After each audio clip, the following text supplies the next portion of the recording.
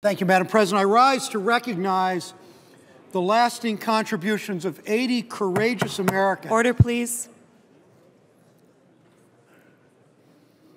Thank you, Madam President. I rise to recognize the lasting contributions for 80 courageous Americans who participated in the Doolittle raid, our nation's first offensive action on Japan's soil during the Second World War. I'm glad to have Senator Boozman as the lead Republican of an effort to ensure that these men have the recognition that they deserve. Together, we introduced Senate Bill 381, which will award the surviving airmen known as the Doolittle Raiders with the Congressional Gold Medal. Senator Boozman's collaboration reiterates the bipartisan support for our veterans that it endures in this body. Joining us as original co-sponsors are Senators Murray and Tester, and Baucus and Nelson, Senator Cantwell, and Senator Schatz.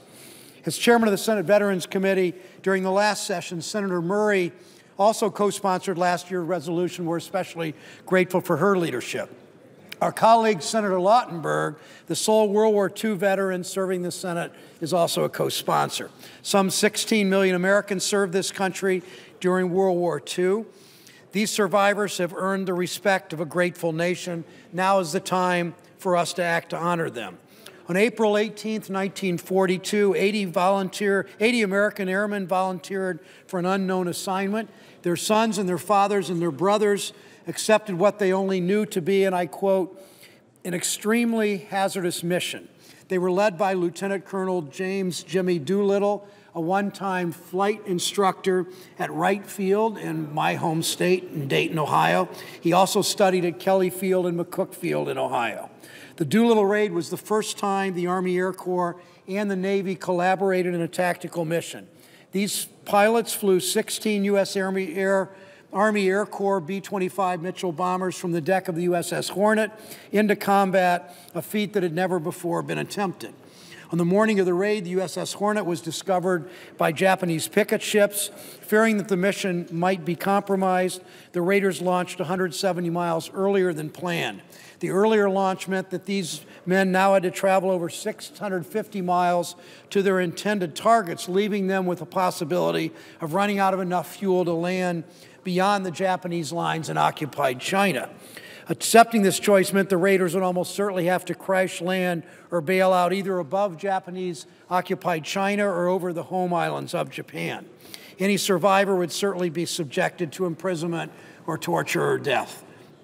After reaching their targets, 15 of the bombers continued to China, while the 16th, whose plane was dangerously low on fuel, headed to Russia.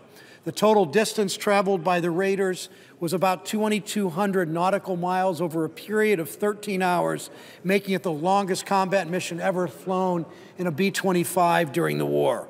Of the 80 raiders who launched that day, 8 were captured, 3 of them executed, 1 died of disease. 4 of these prisoners survived and returned home after the war. Of the original 80, 4 are still with us. They're residents of Montana, Texas, Tennessee, and Washington State. There was a 5th, Major Tom Griffin of Cincinnati, Ohio, on the evening of February 26th, just a week ago.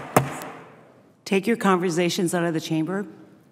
Senate will be in order.